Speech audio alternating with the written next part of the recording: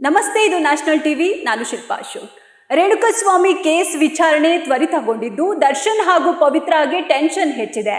ಇದೀಗ ಕೇಸ್ ಅತ್ಯಂತ ನಿರ್ಣಾಯಕ ಘಟ್ಟಕ್ಕೆ ತಲುಪಿದೆ. ಪ್ರಕರಣದ ತ್ವರಿತಗತಿ ವಿಚಾರಣೆಗೆ ಸಂಬಂಧಿಸಿದಂತೆ ಸಿಸಿಎಚ್ 59ರ ಸೆಷನ್ಸ್ ನ್ಯಾಯಾಲಯವು ಮಹತ್ವದ ಆದೇಶ ನೀಡಿದ್ದು, ವಾರದಲ್ಲಿ ಕನಿಷ್ಠ 4 ದಿನಗಳ ಕಾಲ ನಿರಂತರ ವಿಚಾರಣೆ ನಡೆಸಲು ಸಮ್ಮತಿ ಸೂಚಿಸಿದೆ. ಸುಪ್ರೀಂ ಕೋರ್ಟ್ನ ನಿರ್ದೇಶನದ ಬೆನ್ನಲ್ಲೇ ಪ್ರಕರಣವನ್ನು ಯಾವುದೇ ಕಾರಣಕ್ಕೂ ವಿಳಂಬ ಮಾಡದಂತೆ ನ್ಯಾಯಾಲಯ ಉಭಯ ವಕೀಲರಿಗೆ ಖಡಕ್ ಸೂಚನೆ ನೀಡಿದೆ. ಹೀಗಾಗಿ ವಾರದಲ್ಲಿ 4 ದಿನ ವಿಚಾರಣೆ ನಡೆಯಲಿದ್ದು, ಅಗತ್ಯ ಬಿದ್ದರೆ 5ನೇ ದಿನ ಕೂಡ ವಿಚಾರಣೆ ನಡೆಯಲಿದೆ. 1 ವರ್ಷದೊಳಗೆ 60 ಸಾಕ್ಷಿಗಳ ವಿಚಾರಣೆ ಹಾಗೂ ಕ್ರಾಸ್ ಎಕ್ಸಾಮಿನೇಷನ್ ಕೂಡ ನಡೀಬೇಕಿದೆ. ನಿನ್ನೆ ನಡೆದ ವಿಚಾರಣೆ ವೇಳೆ ಎಸ್ಪಿಪಿ ಪ್ರಸನ್ನಕುಮಾರ್ ಅವರು ಸುಪ್ರೀಂ ಕೋರ್ಟ್ ಸೂಚನೆಯಂತೆ 1 ವರ್ಷದೊಳಗೆ ಪ್ರಕರಣದ 60 ಪ್ರಮುಖ ಸಾಕ್ಷಿಗಳ ವಿಚಾರಣೆ ಮುಗಿಸಬೇಕಿದೆ ಎಂದು ಕೋರ್ಟ್ ಗಮನಕ್ಕೆ ತಂದರು. ಹೀಗಾಗಿ ಪ್ರತಿದಿನವೂ ವಿಚಾರಣೆ ನಡೆಸಬೇಕು ಮತ್ತು ಯಾವುದೇ ಕಾರಣಕ್ಕೂ ಪ್ರಕ್ರಿಯೆಯನ್ನ ಮುಂದೂಡಬಾರದು ಎಂದು ಮನವಿ ಮಾಡಿದ್ದಾರೆ. ಈ ವೇಳೆ ಪರಪ್ಪನ ಅಗ್ರಹಾರ ಜೈಲಿನಿಂದ ದರ್ಶನ್ ಹಾಗೂ ಪವಿತ್ರಾ ಗೌಡ ಸೇರಿದಂತೆ 7 ಮಂದಿ ಆರೋಪಿಗಳು ವಿಡಿಯೋ ಕಾನ್ಫರೆನ್ಸ್ ಮೂಲಕ ವಿಚಾರಣೆಗೆ ಹಾಜರಾದರು. 4ರನ್ನು ಹೊರತುಪಡಿಸಿ ಜಾಮೀನು ಬೇಲಿದ್ದ 7 ಮಂದಿ ಆರೋಪಿಗಳು ವಿಚಾರಣೆಗೆ ಖುದ್ದು ಹಾಜರಾಗಿದ್ರು. ಗೈರಾದ ಆರೋಪಿಗಳ ಪರ ವಕೀಲರು ವಿಚಾರಣೆಗೆ ಹಾಜರಾಗುವುದರಿಂದ ವಿನಾಯಿತಿ ಕೋರಿ ಸಲ್ಲಿಸಿದ ಅರ್ಜಿಗಳನ್ನ ನ್ಯಾಯಪೀಠ ಪುರಸ್ಕರಿಸಿತ್ತು.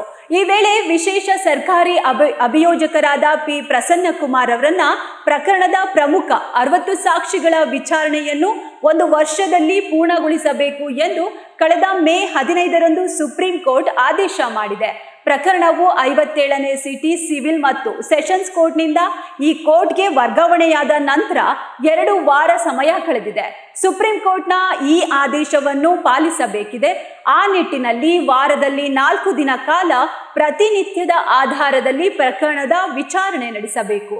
ಅದಕ್ಕೆ ತಾವು ಸಿದ್ಧವಿದ್ದು ದಿನನಿತ್ಯದ ಆಧಾರದಲ್ಲಿ ವಿಚಾರಣೆ ನಡೆಸಲು ಅಗತ್ಯ ಸಹಕಾರ ನೀಡುವುದಾಗಿ ತಿಳಿಸಿದ್ರು. ಅದಕ್ಕೆ ದರ್ಶನ್ ಹಾಗೂ ಇತರೆ ಆರೋಪಿಗಳ ಪರ ವಕೀಲರು ದಿನನಿತ್ಯದ ಆಧಾರದ ವಿಚಾರಣೆಗೆ ತಾವೂ ಸಹ ಸಿದ್ಧವಿದ್ದು ನ್ಯಾಯಾಲಯಕ್ಕೆ ಅಗತ್ಯ ಸಹಕಾರ ನೀಡುವುದಾಗಿ ಹೇಳಿದ್ರು. ಅದನ್ನ ಪರಿಗಣಿಸಿದ ನ್ಯಾಯಾಲಯ ಪ್ರಾಸಿಕ್ಯೂಷನ್ ಹಾಗೂ ಆರೋಪಿಗಳ ಪರ ವಕೀಲರು ವಿಚಾರಣೆ ಮುಂದೂಡಿಕೆಗೆ ಮನವಿ ಮಾಡದೆ ತ್ವರಿತಗತಿ ವಿಚಾರಣೆಗೆ ಹಾಗೂ ದಿನನಿತ್ಯದ ವಿಚಾರಣೆಗೆ ಸಹಕಾರ ನೀಡಬೇಕು. ಅಗತ್ಯವಾದರೆ ವಾರದ 5ನೇ ದಿನವೂ ಸಹ ವಿಚಾರಣೆ ನಡೆಸಲಾಗುವುದು ಎಂದು ತಿಳಿಸಿದೆ. ಅಲ್ಲದೆ ಪ್ರತಿದಿನ ಸಾಕ್ಷಿಯನ್ನ ಪ್ರಾಸಿಕ್ಯೂಷನ್ ಮುಖ್ಯ ಪರೀಕ್ಷೆಗೆ ಒಳಪಡಿಸಿದ ನಂತರ ಅದೇ ದಿನವೇ ಆರೋಪಿಗಳ ಪರ ವಕೀಲರು ಪಾಟಿ ಸವಾಲಿಗೆ ಒಳಪಡಿಸಬಹುದು. ವಾರಕ್ಕೆ ಕನಿಷ್ಠ 2 ಸಾಕ್ಷಿಗಳಂತೆ ತಿಂಗಳಿಗೆ ಕನಿಷ್ಠ 8 ಸಾಕ್ಷಿಗಳ ವಿಚಾರಣೆ ಪೂರ್ಣಗೊಳಿಸಬೇಕು. ವಿಶೇಷ ಸರ್ಕಾರಿ ಅಭಿಯೋಜಕರು ಮತ್ತು ಆರೋಪಿಗಳ ಪರ ವಕೀಲರಿಗೆ ನ್ಯಾಯಾಲಯ ಸೂಚಿಸಿತು. ಇನ್ನು ಪ್ರಾಸಿಕ್ಯೂಷನ್ ಯಾವ 60 ಪ್ರಮುಖ ಸಾಕ್ಷಿಗಳ ವಿಚಾರಣೆಗೆ ಮುಂದಾಗಿದೆ ಎಂಬ ಪಟ್ಟಿ ನೀಡಲು ಎಸ್ಪಿಪಿಗೆ ಸೂಚನೆ ನೀಡಬೇಕು ಎಂದು ದರ್ಶನ್ ಪರ ವಕೀಲ ಸುನಿಲ್ ಕುಮಾರ್ ಮನವಿ ಮಾಡಿದರು. ಅಂತಿಮವಾಗಿ ನ್ಯಾಯಾಲಯವು ಎಸ್ಪಿಪಿ ಮನವಿ ಮೇರೆಗೆ ಪ್ರಕರಣದ ವಿಚಾರಣೆಗೆ ಹಾಜರಾಗುವಂತೆ ಕೋರ್ಟ್ ಸಾಕ್ಷಿ ನಂಬರ್ 39 ಮತ್ತು 40ಕ್ಕೆ ಸಮನ್ಸ್ ಜಾರಿ ಮಾಡಿ ವಿಚಾರಣೆಯನ್ನ ಮಂಗಳವಾರಕ್ಕೆ ಅಂದ್ರೆ ಇವತ್ತಿಗೆ ಮುಂದೂಡಿತು. ಇನ್ನು ಇಲ್ಲಿ ದರ್ಶನ್ ಜಾಮೀನು ಪಡೆಯಲು ಇರುವ ಒಂದೇ ಒಂದು ಅವಕಾಶ ಕೂಡ ಮಿಸ್ ಆಗುವ ಸಾಧ್ಯತೆ ಇದೆ ಎನ್ನಲಾಗ್ತಿದೆ. 1 ವರ್ಷದೊಳಗೆ ಪ್ರಕರಣದ 60 ಸಾಕ್ಷ್ಯಗಳನ್ನ ವಿಚಾರಣೆ ನಡೆಸುವಲ್ಲಿ ವಿಫಲವಾದರೆ ದರ್ಶನ್ ಬೇಲ್ಗಾಗಿ ಮತ್ತೆ ಅರ್ಜಿ ಸಲ್ಲಿಸುವ ಅವಕಾಶವಿತ್ತು.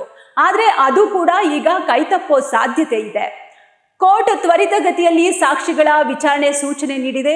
ಇಂದು ಕೂಡ ಕೋರ್ಟ್ನಲ್ಲಿ ಪ್ರಕರಣದ ವಿಚಾರಣೆ ನಡೆಯಲಿದ್ದು, ಪ್ರಕರಣದ ಆರೋಪಿಗಳ ಖುದ್ದು ಹಾಜರಾತಿಗೆ ಅನುಮತಿ ಕೋರಿ ದರ್ಶನ್ ಪರ ವಕೀಲ ಸುನಿಲ್ ಅರ್ಜಿ ಸಲ್ಲಿಕೆ ಮಾಡಿದ್ದಾರೆ. ಅರ್ಜಿ ಸಂಬಂಧ ಇಂದು ವಿಚಾರಣೆ ನಡೆಯಲಿದ್ದು, ಅರ್ಜಿಗೆ ಎಸ್ಪಿಪಿ ಪ್ರಸನ್ನಕುಮಾರ್ ಆಕ್ಷೇಪಣೆ ಸಲ್ಲಿಸಲಿದ್ದಾರೆ. ಇಂದು ಖುದ್ದು ಹಾಜರಾತಿ ಬಗ್ಗೆ ನಿರ್ಧಾರವಾಗುವ ಸಾಧ್ಯತೆ ಇದ್ದು 59ನೇ ಸಿಸಿಎಚ್ನಲ್ಲಿ ಅರ್ಜಿ ವಿಚಾರಣೆ ನಡೆಯಲಿದೆ. ಸಾಕ್ಷಿಗಳ ಕ್ರಾಸ್ ಎಕ್ಸಾಮಿನೇಷನ್ ಕೂಡ ನಡೆಸುವ ಸಾಧ್ಯತೆ ಇದೆ.